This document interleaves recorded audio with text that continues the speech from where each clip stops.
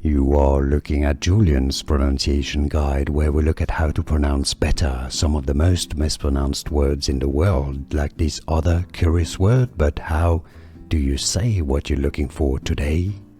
Let's learn once and for all how to pronounce this word, this phrase, the name of this Italian coffee name. If you want to learn more coffee names that are often mispronounced and confusing, I've got many more videos for you. Stay tuned until the end of this video. Caffè, that's the Italian pronunciation, okay?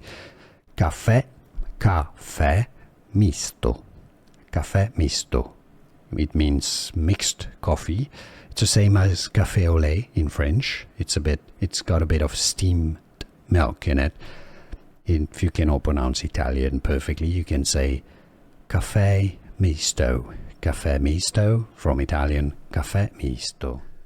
Here are more videos on how to pronounce more confusing words and names too many mispronounced. Like this video if you found it useful. I appreciate your support. I'll see you soon and thanks for watching.